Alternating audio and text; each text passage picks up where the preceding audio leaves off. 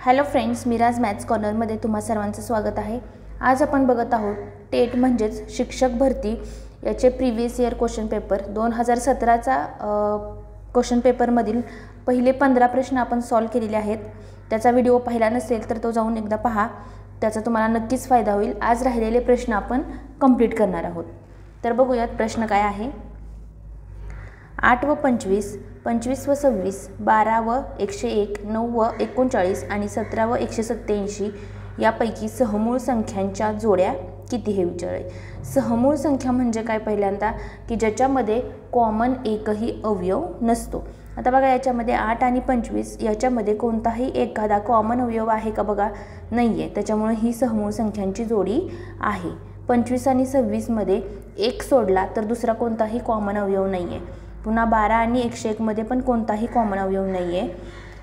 9 आणि 39 मध्ये 3 हा कॉमन अवयव आहे, त्याच्यामुळे ही सहमूळ संख्या नाही। नंतर 17 आणि 187 मध्ये बघा या संख्येला पण 17 ने भाग जातो, त्याच्यामुळे 17 हा कॉमन अवयव आहे, त्याच्यामुळे ही सहमूळ संख्या नाही। मग सहमूळ संख्यांच्या जोड्या किती आहेत? 1, 2 आणि 3 म्हणजे टोटल किती जोड्या आहेत? 3 जोड्या आहेत असं इथं तुम्ही म्हणू शकता। पुढचा प्रश्न बघा। एके वर्षी महाराष्ट्र दिन बुधवारी आहे तर त्याच वर्षी स्वातंत्र्य दिन कोणत्या वारी असेल? आता महाराष्ट्र दिन कधी असतो? 1 मे रोजी असतो, ठीक आहे। आणि स्वातंत्र्य दिन कधी असतो? 15 ऑगस्ट दिवशी असतो, ठीक आहे। आता 1 मे म्हणजेच मे मधले किती दिवस घेणार आपण? मे मूळ महिना असतो 31 दिवसांचा, पण ऑलरेडी तुम्हाला 1 तारखेचा वार दिलेला आहे, म्हणजे राहिले किती? 30 दिवस राहिले। नंतर जून हा 30 दिवसांचा असतो। जुलै हा किती दिवसांचा असतो? 31 दिवसांचा असतो। आणि ऑगस्ट मधले आपल्याला 15 दिवस घ्यायचे, ठीक आहे। या सगळ्यांची बेरीज करा। 5 आणि 1 6, 3 3 6, 3 9 आणि 1 10 म्हणजे 106 झाले। 106 ला आपण काय करतो? 7 ने भागतो। 7 ने भागल्यानंतर काय येईल? 7 1 7, 7 1 7, खाली राहतात 3, 7 5 35 म्हणजे बाकी किती राहिली? 1 राहिली। म्हणजेच 1 मे रोजी कोणता वार होता? बुधवार दिलेला आहे, त्याच्या पुढे 1 करायचं म्हणजेच गुरुवार हे तुमचं उत्तर असेल। काय केलं की डायरेक्ट वार लिहून घेतले, किती वार आहेत ते, आणि त्या वारांची बेरीज केली की तुम्हाला त्याची बाकी भेटेल, आणि जेवढी बाकी असेल तेवढे वार काय करायचं? पुढे जायचं, म्हणजेच ऑप्शन नंबर 1 हे तुमचं उत्तर असेल। पुढचा प्रश्न बघा। विशिष्ट रकमेच्या 7/18 पट रक्कम वेदला, म्हणजे वेदला किती रक्कम आहे? विशिष्ट रक्कम, ती रक्कम जर आपण x पकडली तर 7/18 रक्कम ही वेदला, 2/5 पट रक्कम ही आलोकला, आलोक आहे, आलोकला किती रक्कम आहे? तर 2/5 पट रक्कम आहे। नंतर 3/8 पट रक्कम सानियाला, सानियाला किती रक्कम आहे? 3/8 पट, ठीक आहे। नंतर 6/11 पट रक्कम वीणाला, 6/11 पट रक्कम वीणाला। तर अनुक्रमे सर्वात कमी आणि सर्वात जास्त रक्कम कोणाला मिळेल? आता बघा याचं जर तुम्हाला कंपॅरिझन करायचं असेल तर एक तर तुम्हाला काय करावं लागेल?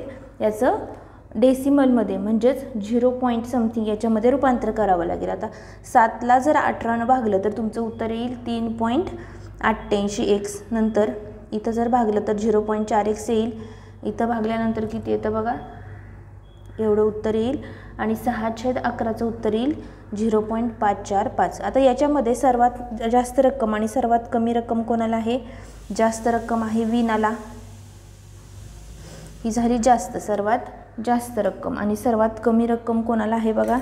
सर्वात कमी रक्कम आहे इथं सानियाला, ठीक आहे। म्हणजे सानियाला सर्वात कमी आणि सर्वात जास्त। क्रम कशाला विचारला आहे? सर्वात कमी, पहिल्यांदा सर्वात कमी कोणाला आहे आणि सर्वात जास्त, म्हणजे सानियाला काय आहे? सर्वात कमी आहे, आणि सर्वात जास्त कोणाला आहे? तर वीणाला आहे, म्हणजे सानिया आणि वीणा हे तुमचं उत्तर असेल, ऑप्शन नंबर 3। पुढचा प्रश्न बघा। चौरस हा डॅश डॅश असतो, हे विधान पूर्ण करण्यासाठी योग्य ठरणाऱ्या बाबी खालील पर्यायापैकी कोणत्या हे विचारलेलं आहे। आता चौरस म्हणजे काय? चौरसाचे गुणधर्म काय आहेत आपल्याला माहिती आहे। चौरसाच्या चारी बाजू समान असतात, प्रत्येक कोन हा काय असतो? काटकोन असतो, ठीक आहे। आणि त्याच्या बाजू असतात ह्या समांतर असतात, म्हणजेच तो समांतरभुज चौकोन असतो। समभुज म्हणजे त्याच्या बाजू समान असतात आणि काटकोन चौकोन असतो, म्हणजे त्याचे सगळे कोण असतात, काटकोन असतात. म्हणजेच तिन्ही अ, ब आणि क हे सगळे बरोबर आहेत. ऑप्शन नंबर 4 हे तुमचं उत्तर असेल. पुढचा प्रश्न बघा, 1.1/2 वजा 5/8 भागिले 1/4 गुणिले 0.24.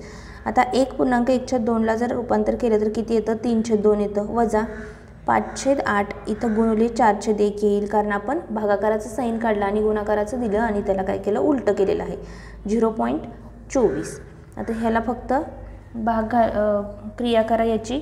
इथं किती येईल, 4×1=4, 4×2=8 येईल. म्हणजेच किती येतं बघा, इथं 3/2 वजा 5/2ला जर आपण पॉईंटमध्ये केलं तर 2.5 येईल आणि इथं 0.24 येतं. आता बघा या दोघांचा जर गुणाकार केला तर किती येतो, 24×5 120.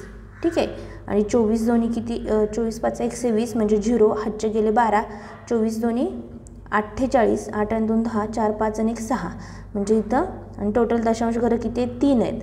इथं वजाचं साईन वजा 3/2ला जर तुम्ही अंश दशांश चिन्हामध्ये कन्वर्जन केलं तर किती येतं, 1.5 येतं. ठीक आहे, म्हणजेच 1.5 मधून जर 0.6 वजा केले तर किती राहतात बघा, 0.9. म्हणजेच तुमचं उत्तर काय असणार आहे, ऑप्शन नंबर 2 हे तुमचं उत्तर असेल. पुढचा प्रश्न बघा, शेजारील घडणीवरून तयार होणाऱ्या इष्टिकाचिती आकाराच्या पेटीच्या Fच्या विरुद्ध पृष्ठावर कोणतं अक्षर असेल. आता ज्यावेळेस 3 अक्षरं समान असतात त्यावेळेस मधला एक सोडला की त्याचा अल्टरनेट असतो, तो विरुद्ध पृष्ठावर असतो. म्हणजेच याच्यामध्ये बघा, एच्या विरुद्ध पृष्ठावर आहे C, नंतर बीच्या विरुद्ध पृष्ठावर येतो D आणि राहिलेला F आहे त्याच्या विरुद्ध पृष्ठावर अर्थातच काय येणार, E येणार. म्हणजेच ऑप्शन नंबर 4 हे तुमचं उत्तर असेल. तुम्हाला जर याच्यामधले डिटेल व्हिडिओ पाहायचे असतील तर आपल्या डिस्क्रिप्शन बॉक्समध्ये एक लिंक दिलेली आहे, तिथे जाऊन क्लिक करा, तुम्हाला त्याचे सगळे कॉन्सेप्ट क्लिअर होतील. पुढचा प्रश्न बघा, 3 पेट्यांमध्ये अनुक्रमे 231, 252 आणि 126 वह्या आहेत. तर त्या पेट्यांमधील वह्यांचे समान वह्या असलेले गठ्ठे करायचे असल्यास प्रत्येक गठ्ठ्यात जास्तीत जास्त म्हणजे काय काढतो आपण, मसावी काढतो. ठीक आहे, आता मसावी काढण्यासाठी इथं कोणता असा नंबर आहे की या तिन्ही नंबरला भाग जातो, तर 3 जातो, 3×7 21, 2 3×7 21, 3×8 24, 3×4 12, 3×4 12, 3×2 6. नंतर इथं जर 7नं भाग घालवला तर बघा किती येतो, 7×1 7, 7×2 14, 7×6 42. पुन्हा असा कोणता नंबर आहे का की या तिन्ही नंबरला भाग जातो, नाही आहे. म्हणजेच 3×7. म्हणजेच काय, इथं मसावी किती असणार आहे, तर 3×7 बरोबर 21 हा त्याचा मसावी. म्हणजे जास्तीत जास्त प्रत्येक गठ्ठ्यात किती वह्या घ्याव्यात, तर 21 वह्या घ्याव्या लागणार आहेत. ऑप्शन नंबर 2 हे तुमचं उत्तर असेल. पुढचा प्रश्न बघा, 86.285 या संख्येतील उजवीकडील 8ची स्थानिक किंमत डावीकडील 8च्या स्थानिक किमतीच्या किती पट आहे. आता बघा 86 मधील बघा उजवीकडील 8ची स्थानिक किंमत किती आहे बघा, 0.08 आहे आणि डावीकडील 8ची स्थानिक किंमत किती आहे, 80 आहे. ठीक आहे, आता ज्याच्या म्हटलं आहे म्हणजेच डावीकडील 8च्या म्हणजे डावीकडील 8 खाली घेणार आणि वरती काय घेणार, उजवीकडील 8 घेणार. ठीक आहे, मग आता इथं बघा, इथं काय करावं लागेल तुम्हाला, 8ला जर भाग घातला तर किती येईल, 0.01 येईल. आता इथला एक शून्य जर वरती गेला तर 0.001 येईल आणि त्यालाच आपण कसं लिहू शकतो, 10चा वजा 3 म्हणजे ऑप्शन नंबर 1 हे तुमचं उत्तर येईल. ज्याच्या म्हटलेलं आहे, इथं काय म्हटलेलं आहे की डावीकडील 8च्या म्हणजे डावीकडील 8ची जी स्थानिक किंमत आहे ती तुम्ही काय घेतलेली आहे, छेदामध्ये घेतलेली आहे, त्याच्यामुळे तुमचं उत्तर काय येईल, 10चा वजा 3.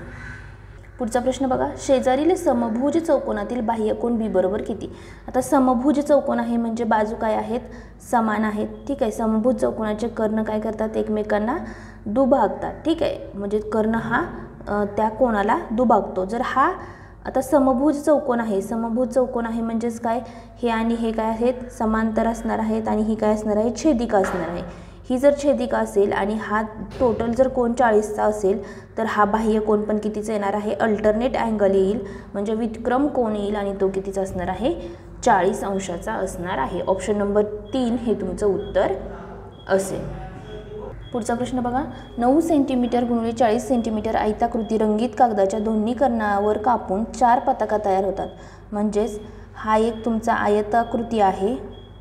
ठीक आहे, याची 9 सेंटीमीटर आणि 40 सेंटीमीटर, 9 सेंटीमीटर आणि 40 सेंटीमीटर आहे. त्याच्या कर्णावर कापलं म्हणजे इथून इथपर्यंत असा कापला आणि पुन्हा इथून इथपर्यंत असा कापलेला आहे. तर कर्णावर कापल्यानंतर त्याच्या सर्वात लहान पताका म्हणजे कोणते आहेत? ही एक पताका सर्वात लहान येईल आणि ही एक लहान येईल. ठीक आहे, बरोबर आहे. आता हा पूर्ण कर्ण जर असा आपण हा काटकोन त्रिकोण पकडला, काटकोन त्रिकोण ABC पकडला, तर हा 9 आहे, हा 40 आहे. म्हणजे पायथागोरसच्या त्रिकुटानुसार AC किती असणार आहे? 41 असणार आहे. पण जे आयताचे जे कर्ण आहेत ते काय करतात? एकमेकांना दुभागतात. ठीक आहे, काटकोनात दुभागतात. म्हणजेच याच्यामध्ये काय होईल की इथं जर O पकडला तर AO बरोबर OC बरोबर काय येईल? 41/2 येईल. ठीक आहे, मग हा जर 41/2 AO आला तर हा BO पण 41/2 येईल. बरोबर आहे. आणि हे काय असतात? एकरूप असतात. मग याची जर परिमिती काढली आणि त्याला 2 न गुणलं तर ह्याची पण परिमिती भेटेल. मग 41/2 अधिक 41/2 अधिक 9 बरोबर काय असणार आहे? परिमिती असणार आहे एका पताकाची. ठीक आहे, म्हणजे याची जर बघा इथं जर हे केलं तर 2 आणि इथे 82/2 अधिक 9 बरोबर परिमिती येणार आहे. मग याला जर भाग घातला तर 42 आणि 2 नंतर अधिक 9 म्हणजेच एका लहान पताकाची परिमिती किती आली? 50 सेंटीमीटर आली. असे किती पताका आहेत? लहान 2 पताका आहेत. म्हणजेच 2 पताकाची परिमिती किती असणार आहे? 100 सेंटीमीटर एवढी असणार आहे. ऑप्शन नंबर 3 हे तुमचं उत्तर येईल. पुढचा प्रश्न बघा. x चा वर्ग अधिक x वजा 20 भागिले x अधिक 5 बरोबर 0 असेल तर x बरोबर किती? पहिल्यांदा तुम्हाला x चा वर्ग अधिक x वजा 20 याचं काय करावं लागेल? फॅक्टर्स पाडावे लागतील. म्हणजे जी मधली टर्म आहे त्याला काय करावं लागेल? तुम्हाला स्प्लिट करावं लागेल. जर स्प्लिट करायचं असेल तर काय करावं लागेल? इथं जर तुम्ही 5x घेतलं आणि वजा 4x घेतलं तर यांचा बरोबर इथं काय येतं? मध्ये x येतं. आता x कॉमन घेतल्यानंतर x अधिक 5 येईल. इथं वजा 4 कॉमन घेतल्यानंतर x अधिक 5 येतं. म्हणजेच x वजा 4 आणि इथं काय येईल? x अधिक 5 येईल. अंशामध्ये कसं लिहिणार? x अधिक 4 आणि ब्रॅकेटमध्ये काय येईल? x वजा 4 येईल इथं आणि इथं x अधिक 5 भागिले x अधिक 5 बरोबर 0 हे आहे असं बाकीचं लिहिलं. x अधिक 5 ला x अधिक 5 गेलं म्हणजेच राहतं काय? x वजा 4 बरोबर 0 राहतं. म्हणजेच x बरोबर 4. तुमचं उत्तर काय असेल? ऑप्शन नंबर 1 हे तुमचं उत्तर असेल. पुढचा प्रश्न बघा. फक्त काही 500 रुपये किमतीच्या व काही 2000 रुपये किमतीच्या नोटा असलेल्या पिशवीत 30,500 रुपये आहेत. तर त्या पिशवीत खालील पर्यायापैकी 500 रुपये किमतीच्या किती नोटा असू शकतील? जर 31 नोटा 500 रुपये किमतीच्या असतील तर ते रुपये किती होतील? तर 15,500. आता 500च्या नोटा जर 15,500 होत असतील तर राहिले किती रुपये? बघा इथं 5 आणि इथं 15,000 रुपये राहिले. 15,000 रुपये जर राहिले असतील तर ह्याच्यामध्ये 2,000च्या नोटा किती असू शकतील? बघा 3 शून्याला 3 शून्य गेले तर 7.5 येतं. पण पॉईंटमध्ये नोटा असू शकत नाहीत, त्याच्यामुळे हे उत्तर येऊ शकत नाही. नंतर 27ला जर 500 न गुणलं तर बघा 7 5 35, 5 2 10 3 13. ठीक आहे, 13,500 येतात. आता 13,500 हे 30,500 मधून जर वजा केले तर किती येतात? बघा 0 0 0 इथं 7 आणि इथं 17,000 येतात. पण 17,000ला पण 2,000ने भागलं तर उत्तर काय येतं? दशांश चिन्हामध्ये येतं आणि नोटा ह्या दशांश चिन्हामध्ये किंवा पॉईंटमध्ये असू शकत नाहीत. त्याच्यामुळं हा पण ऑप्शन गेला, हा पण ऑप्शन गेला. नंतर पुढचा ऑप्शन चेक करा. गुणिले 500 करा. 0 0 5 5 5 25. 25,500 आणि 30,500 यांची जर वजाबाकी केली तर किती येते? बघा इथं 25,500 0 0 0 आणि इथं 0 5,000 येतं. 5,000मध्ये 2,000च्या किती नोटा असतील? 2.5. पण तसंही उत्तर येऊ शकत नाही. त्याच्यामुळे ऑप्शन नंबर 4 हे तुमचं उत्तर असेल. तरीही आपण चेक करून बघूयात की आपलं उत्तर बरोबर येतं आहे का. 7 5 35, 3 5 15 आणि 3 18. म्हणजेच 30,500 मधून जर 18,500 वजा केले तर किती येतात? इथं 2 येईल आणि इथं 12,000 आणि 12,000मध्ये 2,000च्या किती नोटा असतील? तर 6 नोटा असणार आहेत. त्याच्यामुळे तुमचं उत्तर काय येईल? ऑप्शन नंबर 4 हे तुमचं उत्तर येईल. या अशा प्रकारचा प्रश्न तुम्हाला ऑप्शन थ्रूच सॉल्व करायला पाहिजे. पुढचा प्रश्न बघा. एका कोणाचा पूरक कोन आणि कोटी कोन यांच्या मापांची बेरीज 150 आहे. म्हणजेच बघा एक जर कोन पकडला, एक कोन हा x पकडला तर त्याचा पूरक कोन म्हणजेच काय, त्या दोन कोनांच्या मापांची बेरीज ही 180 असते. म्हणजे इथं काय येईल, 180 वजा x येईल पूरक कोन. आणि कोटी कोन म्हणजेच काय, त्यांच्या कोनांच्या मापांची बेरीज ही 90 असते. ठीक आहे, म्हणजे 90 वजा x येईल. आता ह्या दोघांच्या कोनांच्या मापांची बेरीज केली तर किती दिलेली आहे, 150 दिली. 180 अधिक 90 केल्यानंतर किती येतात, 270 येतात. वजा x केल्यानंतर वजा 2x येतील, बरोबर 150 येतील. मग इथं 270 वजा 150 बरोबर 2x येतात 0. इथं किती येतील 2 आणि इथं 1. 120 बरोबर 2x येतात, म्हणजे x बरोबर 60 आहे. आणि x म्हणजेच काय, आपण तो कोन पकडलेला आहे, म्हणजेच त्या कोणाचं माप किती असणार आहे, तर 60 अंश एवढं माप असणार आहे. तर अशा प्रकारे आजचा व्हिडिओ इथं संपतोय. व्हिडिओमध्ये कोणाला काही डाऊट असेल तर कमेंट बॉक्समध्ये कमेंट करा. व्हिडिओ आवडला असेल तर व्हिडिओला लाईक करा, चॅनलला सबस्क्राईब करा, जेणेकरून तुम्हाला पुढचे व्हिडिओज पाहता येतील. थँक्यू.